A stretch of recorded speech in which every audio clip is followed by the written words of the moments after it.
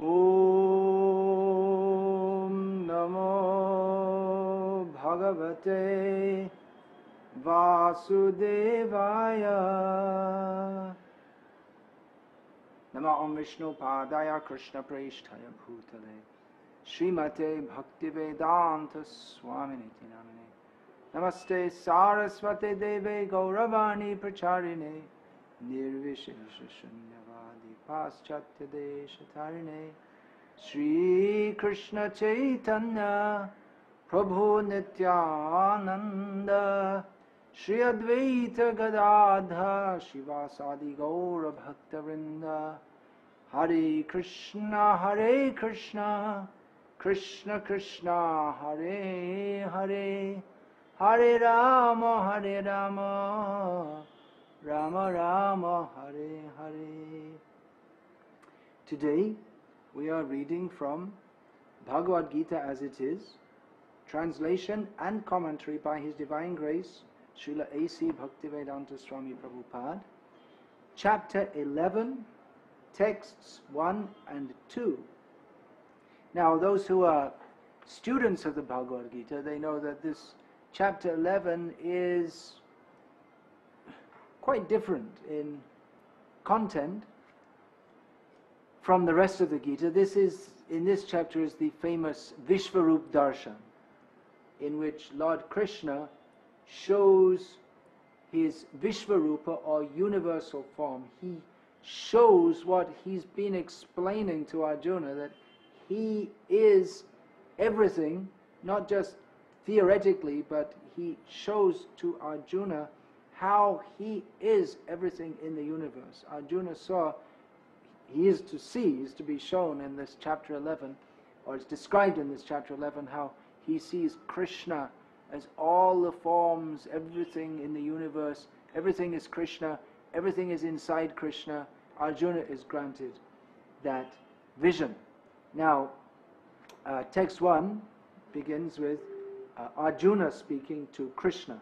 Now, first we have to remember, just in chapter 10, which is finished, in the chapters preceding this, Krishna has explained that he is the Supreme Personality of Godhead, how he is supreme, and in the last chapter, Arjuna wanted Krishna to explain his greatness. The last chapter is known as Vibhuti Yoga.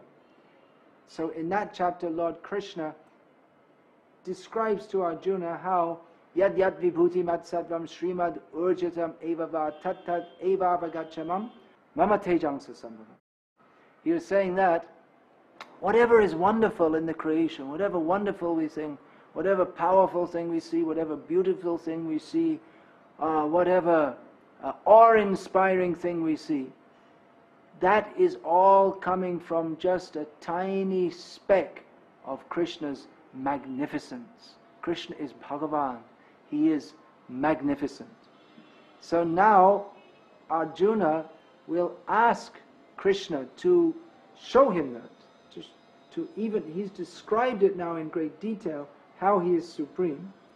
Now in this chapter, Arjuna will ask Krishna to personally show how he is the universe. He is above and beyond the universe, but yet everything powerful, mighty, magnificent, awe-inspiring, beautiful, tremendous, everything within the universe, that is all simply Krishna. So this will be explained. Arjuna Uvacha, this is text number 1. Arjuna Uvacha. Arjuna says to Krishna, Mad anugrahaya paramam guhyam adhyatma sangitam yat tvayoktam vachastena mohoyam vigatam mama.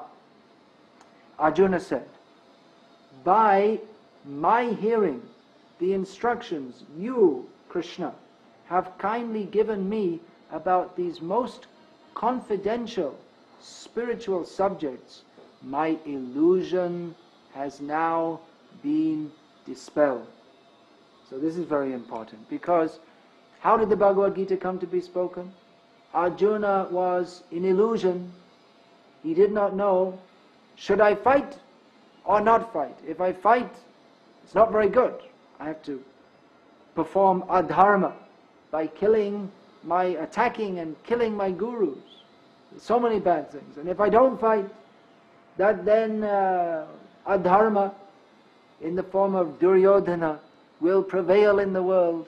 So he didn't know what to do. And Bhagavad Gita is through Arjuna's Vishada, Arjuna Vishada Yoga, through Arjuna's depression and bewilderment, Bhagavad Gita, the stage is set for Krishna to speak Bhagavad Gita and give the knowledge by which Arjuna is freed from his illusion by understanding everything from the purely spiritual perspective, which is actually the only real perspective.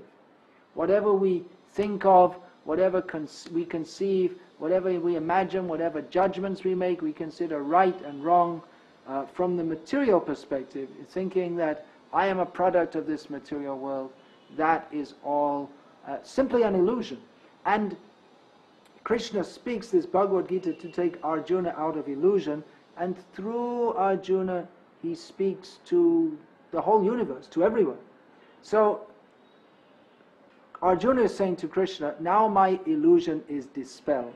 In other words, what has been spoken in Bhagavad Gita, even up to now, where there are 18 chapters in Bhagavad Gita, this is the 11th chapter, text 1, and within the 10 chapters which have gone already, and the first chapter is just an introduction, so practically speaking, the subject matter of Bhagavad Gita up to the first 9 chapters, that is sufficient to take us out of illusion, if we can just understand it as Arjuna has understood it. What else is in Bhagavad Gita is to reaffirm and to give more knowledge of what has already been spoken. The essential points that are given in Bhagavad Gita, already given, is that we are not the body, these bodies are temporary, but that we are eternal soul. Najayate mriyate vakadachin. The soul is never born, never dies. Nayang bhutva bhavita vana bhuyaha. Never comes into being, is eternally existing. And there's the Supreme Soul who is Krishna. Matah parataram nanyat kinchidasti Dhananjay. Oh Dhananjay, you are a great conqueror of wealth, but I am above everything, Krishna says. No one is equal to me. In various ways, Lord Krishna establishes that he is the Supreme Personality of Godhead. In the previous chapter, he very clearly said that aham sarvasya prabhavaha, everything emanates from me. Krishna is the source of everything. He's the source even of the gigantic Vishvarup. Sometimes people think that, well, Krishna is a product of the Vishvarup, or the universal form.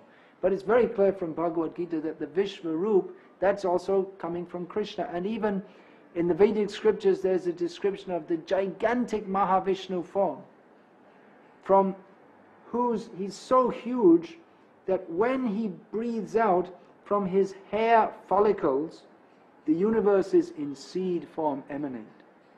And when he breathes in, they go back in again. This is beyond our telescopes to discover. We have to discover this from the Vedic literature. But even that Mahavishnu is coming from Krishna. Krishna is the source of everything. So this is the essential point to be understood. Now, Arjuna, he says, Mad anugrahaya paramam, by your supreme mercy upon me, guhyam adhyatma sangitam, you have made me understand this very confidential spiritual knowledge. Arjuna has understood it. So, Arjuna now, he's convinced, moha yang vigatam mama, that my illusion is now gone. Now I understand very clearly. I thought I understood before, but now I clearly understand that Krishna is the supreme controller. He is the source of everything, and that we simply have to act according to Krishna's direction. So Arjuna has understood this. That means he no longer thinks of Krishna as hey Yadava, oh oh Yadav. Arjuna used to say to Krishna, oh you are Yadav, oh you are my friend. This will come up later in this chapter. Arjuna becomes a little repentant, that I used to think of Krishna as just my friend or a human being. I didn't really understand how great he is. Krishna has spoken the philosophy of Bhagavad Gita to Arjuna and he's realized it. But in this chapter, we'll see how Krishna reveals his universal form, and then Arjuna really realizes it. Philosophically he's understood now, oh yes, Krishna is supreme. But when he sees the universal form, then he becomes overwhelmed. He sees in one place all the figures of the universe. He sees time, he sees death, he sees all the planets, everything entering into Krishna. And he becomes actually very afraid. Oh, Krishna, my friend, but he's so great. So Arjuna's illusion is removed. He no longer thinks of Krishna as an ordinary person or even as a great person of this world, but he understands that Krishna is that person who is the cause of all causes, and that even the great demigods and even Lord Brahma, who is he's called the creator of the universe, he's like the engineer who organizes all the ingredients of the universe into the planets as we see them now. So Krishna is the cause of all causes, and Arjuna has realized this, but he's thinking, Arjuna being a Vaishnav, a great devotee, he's thinking of others' benefit also. He's thinking that yes, I've accepted this, and that is Krishna's great favor upon me, but others should accept this also. Others should also be benefited by understanding that Krishna is supreme. And therefore, in this chapter we'll find that Arjuna asks Krishna that, can you please demonstrate this? I'm convinced. I'm not anymore in any illusion. I understand that you, my dear friend, Krishna, you're my dear friend, but you are simultaneously the supreme personality of Godhead and the cause of all causes. You please demonstrate this, show this, so that others in future will also accept. Arjuna is philosophically convinced. He's very intelligent, but most people, they want to see. People say, can you show me God? Of course, even if God is shown to us, do we have the eyes to see? Can we recognize if we see Him? That recognition has to come through bhakti, through submission. When God blesses us, when Bhagavan blesses us, then we can see Him. Of course, we have to do bhakti to get that blessing. But people, because we're in this material world where we judge everything through our senses. So unless we can see something or touch it, then we tend not to have faith in it. It's very unfortunate. People, especially in the modern age, are on a very gross platform. And they even teach you in the schools that you only believe what we can scientifically demonstrate, although there are so many things which will never be scientifically demonstrated because material science is only material. And spiritual understanding is something completely, it's on a higher level, it's beyond the material senses. So axiomatically, that which is spiritual cannot be understood by any material means. We have to take to a spiritual means. So anyway, Arjuna, understanding all these points, he's requesting in this chapter, he will request Krishna, you show your universal form. I understand. You are the source of Mahavishnu. You are the cause of all causes. All the demigods are praying to you. Yang Brahma, Varunendra, Rudra, Marutas, Tundanti Divyaistavai. All the great demigods who are far more powerful than the great powerful people of this world with their space rockets and their bazookas and their computer-guided missiles. the demigods are far, far more powerful than all the armies of this tiny little planet put together, but they are all offering prayers to Krishna because he is far more powerful than them. This will be demonstrated in this chapter. Arjuna wants Krishna, you show this. At least it will be recorded. Vyasadeva will record it. And then in future, if anyone wants to say, I'm God, we'll say, well, can you just show your universal form?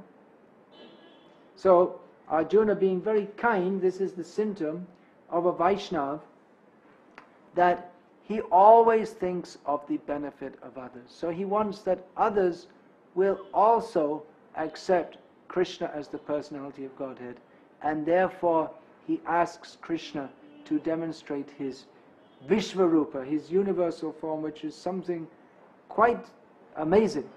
It'll be described in this chapter. But actually, if we have a higher realization, we will understand that the two-handed form of Krishna, as he appears on the battlefield of Kurukshetra, as Partha Sarati standing before Krishna, or as he appears in Vrindavan, holding his celebrated flute, this form is even more remarkable than the Vishvarupa, than the universal form.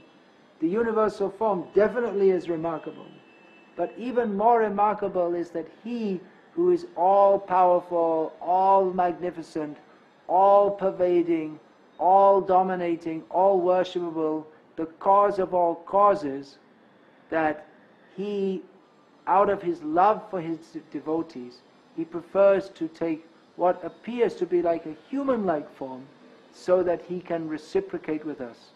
He accepts our bhakti. He loves, he plays with his devotees. And this we'll find in this chapter of Bhagavad Gita, how Krishna demonstrates the Vishvarupa, the universal form, and then again shows his original two-handed form. He shows his four-handed form and then his two-handed form, which is most dear to Arjuna. Arjuna saw the universal form for some time, but his loving feelings were not awakened by that. Ultimately, he wanted to see Krishna in the two-handed form. It's amazing. Krishna and Krishna Bhakti are so wonderful that Arjuna now understands that Krishna, he's not just my friend, he's the supremely powerful, opulent person. But then ultimately, Arjuna wants to have Krishna again in the two-handed form so that he can interact with him as a friend. Because Krishna is our best friend. Isn't this wonderful? People think that the Vishvarup is the most important thing in Bhagavad Gita, but no. Even more wonderful than the power and the might of Bhagavan is the love that he demonstrates toward his devotees and the love that they show for him. And this is expressed in the second verse. Arjuna, the second verse of this chapter, Arjuna says to Krishna, Bhavapya yohi bhutanam shruto vistarasho maya tvatta kamalapatraksha mahatmyam apichavyayam. Arjuna says to Krishna, O lotus-eyed one, I have heard from you in detail about the appearance and disappearance of every living entity and have realized your inexhaustible glories. So Arjuna, in great happiness, is addressing Krishna as Kamalapatraksha, whose eyes are as beautiful as lotus petals. There are many such names for Krishna. Padmanetra, Ambujaksha, because in Sanskrit there are many words for lotus and there are many words for eyes. So these two words are combined in different ways to mean lotus-eyed. And this means someone whose eyes and whose whole being is very, very beautiful. Padmalochan, another common name for Krishna. So out of great joy, Arjuna is addressing Krishna. Oh Krishna, You are so beautiful. I'm so happy. I'm so happy that you're my friend. You're so kind to me. You're so merciful. You're so powerful. But still, out of your great kindness upon me, out of your love for me, you have agreed to drive my chariot. Krishna is famous as Partha Sarati. Krishna has millions of names, unlimited names. People say God has no name. He has millions of names according to his brilliant transcendental qualities. So here Arjuna is addressing Krishna as Kamala Patraksha. O you who have eyes as beautiful as that of a lotus petal. Arjuna is appreciating Krishna. Krishna is speaking Bhagavad Gita to Arjuna. Arjuna is already a great devotee even before hearing Bhagavad Gita. Otherwise, why would Krishna agree to drive his chariot? He doesn't drive his chariot for anyone. He doesn't drive anyone's chariot. He becomes the servant of his devotee out of great love. So Arjuna is already a great devotee. But by hearing Bhagavad Gita, his appreciation of Krishna, it increases hundreds and thousands of times. He appreciates that this Krishna, who is so beautiful, who is my friend, is the Supreme Personality of Godhead, and he is so kindly speaking Bhagavad Gita to us. So we can also take advantage. Just like Arjuna wanted Krishna to exhibit the universal form so that people in future could appreciate that Krishna, yes, he actually is all-powerful. He is actually the Supreme Personality of Godhead. So in the same way, all devotees, they desire that everyone suffering in this material world appreciate the glories of Krishna, that they also, like Arjuna, call out in great joy, "Oh Krishna, oh Kamala Patraksha, oh Lotus-eyed one," that everyone appreciate Krishna and come to the shelter of Krishna's lotus feet. So for the same purpose, our most worshipable Param Puja, A.C. Bhaktivedanta Swami Prabhupada, has compiled this Bhagavad Gita as it is, illuminating the glories of Krishna, illuminating the glories of Bhagavad Gita, illuminating the glories of Arjuna. So if we have some appreciation of Krishna, which I'm sure my dear viewers, you're all having, otherwise you wouldn't be watching this program, you're appreciating Krishna. So please take advantage of this Bhagavad Gita as it is by Srila Prabhupada. Read it regularly. Even if we read Bhagavad Gita 10 times a day, still our appreciation of Krishna will increase more and more and more and more. Krishna's great gift, not only to Arjuna, but to everyone, is this Bhagavad Gita. So let us take advantage of it. Chant the holy names of Krishna. Be happy. Hare Krishna, Krishna Krishna, Hare Hare, Hare Rama, Rama Rama, Hare Hare.